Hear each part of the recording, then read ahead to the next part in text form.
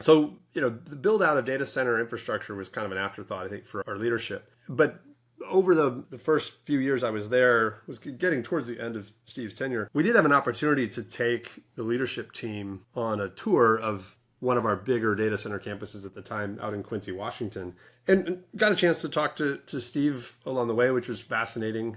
And this would be the first time he's actually set foot in Microsoft data center. So we're walking around, and it was impressive. I mean, walking through the server halls, and if you've never been in a data center, I mean, imagine just a Walmart, super center size building, but instead of aisles of clothes and knickknacks and whatever, you just have aisles of servers. That's it. That's what a data center is. So we're walking through these aisles, and Steve's marveling at the scale, like how big this is. And we walk through this whole giant room, and then we come to a door, and we open the door, and then there's a whole other one. He's like, "Oh my gosh, there's another one of these. This is crazy. This is so big." And he stops and he looks around. And he goes, "I feel like we're a real company now."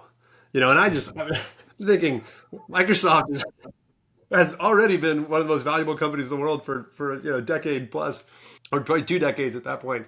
And here Steve's feeling like we're finally a company now because we're building stuff. And it's funny, his background is, I believe his dad was executive at Ford, and so he came from the sort of manufacturing world, right, of building big things. And so I think in his mind it was like, wow, we're finally doing that. To me, it was a fascinating moment in the story of the company because it was where that sort of light went off, I think, for the first time for a lot of our leaders of like, wow, we're a different sort of company. Like, we're not just a company that writes code and then ships it, but rather we're a company that builds massive infrastructure to support our business in the future. And that what it's going to take for us to be successful in the future is not the same thing as what has made it successful in the past.